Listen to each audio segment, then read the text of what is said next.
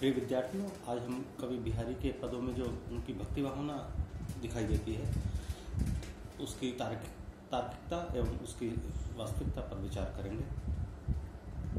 देखिए, रीतिकाल के अधिकांश कवियों ने श्रृंगार पर उक्तियों के वर्णन के साथ साथ भक्ति और नीति विषयक भावनाओं को भी व्यक्त किया है।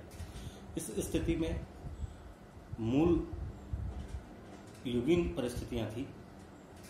रीतिकाल के जन्म की परिस्थितियां कृष्ण भक्ति साहित्य के लिए बड़ी विशेष रही हैं। कृष्ण भक्त कवियों ने भगवान श्री कृष्ण को अंतरंग सखा, रासलीला करने वाले नट नागर के रूप में चित्रित किया था। इस प्रकार कृष्ण भक्त कवियों ने श्री कृष्ण के माध्यम से लौकिक श्रृंगार युक्त विविध प्रकार की श्रृंगारिक लीलाओं का चित्रण किया है। इसी कृष्ण भक्ति शाखा का पर्यावसान रीतिकालीन काव्यधारा में हुआ और इस संबंध में एक अत्यंत महत्वपूर्ण बात यह है कि यह परिवर्तन बहुत ही शीघ्रता के साथ हुआ। परिणाम यह हुआ कि शताब्दियों से बहकर आती हुई उस धारा का प्रवाह यद्यपि छिन्न भिन्न हो गया था, किंतु फिर भी कहीं कहीं पर वह रस अब भी भरा हुआ था जिसमें रीतिकालीन श्रृंगार रस की धारा बड़े वेग से आकर मिली। इस प्रकार मिलजुल कर जो कुछ बना उसमें भक्ति रस की क्षीण सी रेखा भी कहीं कहीं दिख जाती है। लौकिक वासना की वायु में श्वास लेने वाले इन कवियों को जब भक्ति रस सिक्त मंद समीरण छूता हुआ निकल जाता तो वे एक क्षण के लिए राधा कन्हई सुमरिन के बहाने में इतने तल्लीन हो जाते कि अपने अंगीकृत सूत्र का उन्हें ध्यान ही न रहता। इस प्रकार रीतिकाल के ये श्रृंगारी कवि भक्ति का राग अवश्य आलापते थे, किंतु शीघ्र ही वे अपने स्वाभाविक स्वर में बोलने लगते थे।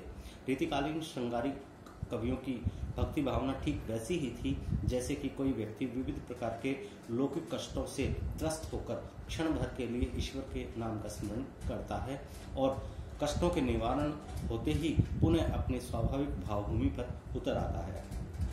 रीतिकालीन कवियों की भक्ति भावना का विश्लेषण करते हुए डॉक्टर नगेंद्र कहते हैं, वास्तव में यह भक्ति भी उनकी श्रृंगारिकता का ही एक अंग थी। जीवन की अतिशय रसिकता से जब ये लोग घबरा उठते होंगे तो राधा कृष्ण का यही अनुराग उनके धर्म भीरू मन को आश्वासन देता होगा। इस प्रकार रीतिकालीन भक्ति एक ओर तो सामाजिक कवच और दूसरी ओर मानसिक शरण भूमि के रूप में इनकी रक्षा करती थी। तभी तो ये किसी न किसी तरह उसका आंचल पकड़े हुए थे। रीतिकाल का कोई भी कवि भक्ति भावना से हीन नहीं है, हो ही नहीं सकता था, क्योंकि भक्ति उनके लिए एक मनोवैज्ञानिक आवश्यकता थी। भक्ति रस की उपासना करते हुए भी उनके विलास जर्जर मन में इतना नैतिक बल नहीं था कि भक्ति रस में अनास्था प्रकट करते या उनका सैद्धांतिक निषेध करते। इसलिए रीतिकाल के सामाजिक जीवन और काव्य में भक्ति का आभास अनिवार्यतः वर्तमान है और नायक नायिका के लिए बार बार हरि और राधिका शब्दों का प्रयोग किया गया है। बिहारी की भक्ति भावना का विश्लेषण करने पर यह स्पष्ट होता है कि उन्होंने एक बहुश्रुत अध्यवसायी कवि की तरह भक्ति परंपराओं से बहुत कुछ ग्रहण किया। बिहारी की भक्ति भावना पर विचार करते समय निम्नलिखित महत्वपूर्ण विषयों पर उनकी उक्तियों का विवेचन अपेक्षित है। नंबर 1, ईश्वर का स्वरूप, माधुर्य भाव, सख्य भाव, दीनता को प्रकट करना, नाम की महिमा, आत्मसमर्पण, आत्मनिवेदन, सत्संगति की महत्ता, स्त्री जाति की निंदा तथा बाह्याडंबरों की निंदा। अब इसमें सबसे पहले बिंदु को हम देखते हैं, ईश्वर का स्वरूप। बिहारी राम और श्री कृष्ण में किसी प्रकार का भेद नहीं स्वीकार करते थे। कहीं तो बिहारी एक नंद किशोर की उपासना करते हुए दिखते हैं।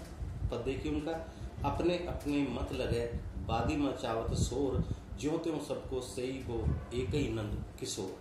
और दूसरी ओर श्री राम की भक्ति में लीन होकर के कहते हैं, यह बरिया नहीं और की तू करिया यह सोध, पाहन नाव चढ़ाई जी कीने पार प्योद। इन दोहों के आधार पर बिहारी को कृष्ण भक्त अथवा राम भक्त मान लेना निश्चय ही भ्रामक होगा। वस्तु स्थिति यह है कि राम और कृष्ण में ये लोग कोई भेद नहीं समझते थे। भगवान की एक सामान्य भावना लेकर ही अपनी उक्तियां गढ़ा करते थे। यही कारण है कि राम की लीला कृष्ण के नाम पर और कृष्ण की लीला राम के नाम पर कह देते थे। बिहारी के इस दोहे में ये धारणा अभिव्यक्त हुई है। कौन भांति रही है विरध, अब देखी वो मुरारी, बीधे मौसो आई के गीधे गीधे तारी। भगवान के निर्गुण और सगुण रूपों के संबंध में बिहारी की धारणा इसी प्रकार की रही है। निर्गुण और सगुण के बीच में भी किसी प्रकार का भेद नहीं मानते थे। उदाहरण के लिए बिहारी का एक ये दोहा देखा जा सकता है जिसमें उन्होंने भगवान के सगुण स्वरूप की वंदना की है। मोहे मोहु दीजे मोक्ष, क्यों अनेक अधमन दियो, जो अनेक अधमन दियो, जो बांधे ही तोष, तो बांध्यो अपने गुणन। इसी प्रकार उन्होंने भगवान के निर्गुण स्वरूप का वर्णन भी किया है। दूर भजत प्रभु पीठी दे, गुण विस्तारन काल, प्रकटत निर्गुण निकट रही, चंगरंग गोपाल। बिहारी निर्गुण ब्रह्म को सर्वव्यापक मानते हैं। ब्रह्म के निर्गुण स्वरूप के साथ ही उनकी सर्वव्यापकता का भाव भी सिमटा हुआ है। बिहारी ने निर्गुण ब्रह्म की सर्वव्यापकता का वर्णन करते हुए कहा है, मैं समझो निर्धार, यह जग कांच सो, एक है रूप अपार, प्रतिबिंबित लक्ष्य जहां। निर्गुण ब्रह्म का यह स्वरूप अखिल सृष्टि में प्रतिबिंबित होता है। यही निर्गुण ब्रह्म भक्त के मन में बसा होता है। इस दृष्टि से बिहारी का ये दोहा देखा जा सकता है। मोहन मूर्ति श्याम की अति अद्भुत गति जोई, बसत सुचित अंतर तऊ प्रतिबिंब होई। उपयुक्त विवेचन के आधार पर कहा जा सकता है कि बिहारी ने ईश्वर के स्वरूप का वर्णन पूर्ववर्ती सगुण काव्य परंपरा के अनुसार ही किया है। इस वर्णन में दार्शनिक का चिंतन भी है, भक्ति की सहज अनुभूतियां भी हैं और चमत्कार प्रधान युग के मुक्तकार कवि की चमत्कारिक उक्तियां भी इसमें देखी जा सकती हैं। दूसरे बिंदु के रूप में देखें तो माधुर्य भाव। कृष्ण भक्त कवियों की भक्ति पर रचनाओं में माधुर्य भाव की बहुलता रहती है और उनकी यह प्रवृत्ति रीतिकाल को भक्ति परक रचनाओं में भी मिलती है। भक्ति के क्षेत्र में श्रृंगार और प्रेम के बाहुल्य से माधुर्य भाव की उत्पत्ति होती है। इस प्रकार मधुर भक्ति में लौकिक श्रृंगार के प्राय सभी पक्षों का समावेश हो जाता है। एक विद्वान आलोचक के शब्दों में कहें तो जिस प्रकार कवि का श्रृंगार लौकिक दृष्टि से जितना घोर होता है, वह भक्त उतना ही अधिक अपने आराध्य के समीप माना जाता है। कृष्ण काव्य में कृष्ण की अनेक स्थूल रति क्रीड़ाओं का वर्णन होने के का यही कारण है। बिहारी मूलतः श्रृंगारी कवि हैं, अतः उनकी भक्ति पर उक्तियों में माधुर्य भाव की बहुलता नितांत स्वाभाविक है। बिहारी ने अनेक दोहों में राधा और कृष्ण के मध्य लौकिक श्रृंगार के अत्यंत सजीले चित्र प्रस्तुत किए हैं। उदाहरण के लिए बिहारी का ये दोहा देखा जा सकता है जिसमें राधा और कृष्ण को विपरीत रति का सुख भोगते हुए दिखाया गया है। राधा हरि हरि राधिका, पनी आए संकेत, दंपति रति विपरीत सुख सहज सुरत है लेत। श्री कृष्ण राधा के प्रति बहुत आसक्ति रखते हैं। राधा की सखियां राधा को श्री कृष्ण की आसक्ति से अवगत करा रही हैं। तो पर बारो उर्वशी, सुनी राधिके सुजान, तू मोहन के उर्वशी, वह उर्वशी समान। राधा और कृष्ण का यह प्रेम एक तरफा नहीं है। जिस प्रकार श्री कृष्ण के मन में राधा के प्रति अत्यधिक आसक्ति है, उसी प्रकार राधा भी श्री कृष्ण को बहुत अधिक प्रेम करती है। राधा के इस अनुराग का वर्णन करते हुए बिहारी कहते हैं, श्याम सूरत करी राधिका, तख्ती तत् निजा तीर, असवन करती तरोस को, खनक खिरोह नीर। बिहारी के कृष्ण भक्ति संबंधी दोहों पर भक्ति काल की कृष्ण भक्ति शाखा के विभिन्न संप्रदायों का स्पष्ट प्रभाव देखा जा सकता है। निम्बार्क संप्रदाय में राधा को सर्वोपरि माना गया है और उसके समक्ष श्री कृष्ण की स्थिति आराधक उपासक से अधिक नहीं है।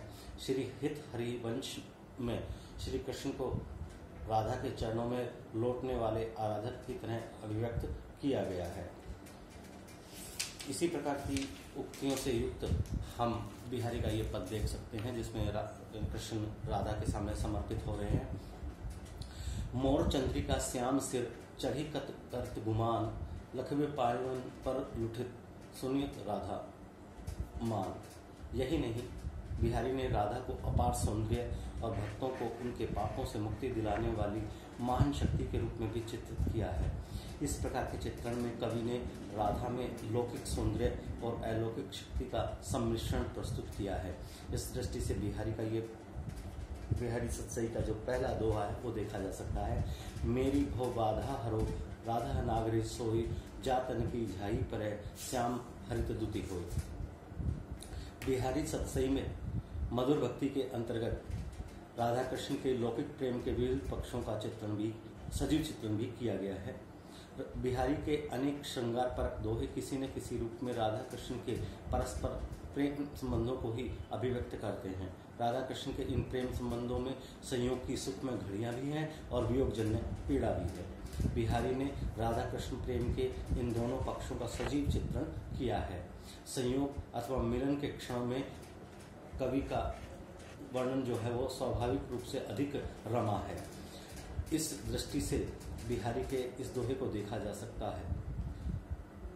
दो चोर मही चली, खेल न खेल अघात, डरत ही ये लपटाई के छुअत ही ये लपटात। इसी प्रसंग में बिहारी ने राधा के नक्श सौंदर्य का भी वर्णन किया है।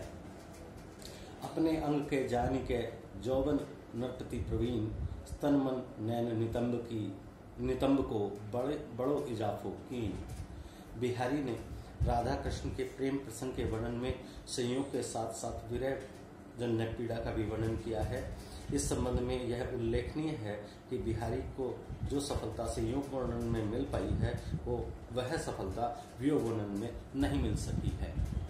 अनेक स्थलों पर इस प्रकार के वियोग वर्णनों में वहात्मक पद्धति का अत्यधिक प्रयोग किया गया है। आड़े दे आले बसन, जाड़े हु की रात, साहस कर स्नेह बस, सखी सबे ढिंग जात।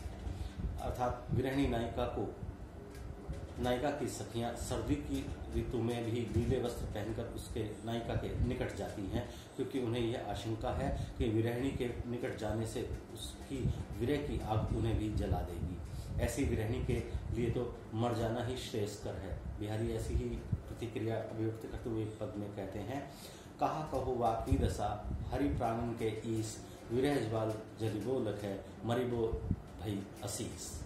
तो विद्यार्थियों, आज के इस वीडियो में बस इतना ही। इसी प्रसंग को हम अगले वीडियो में पूर्ण करेंगे। धन्यवाद।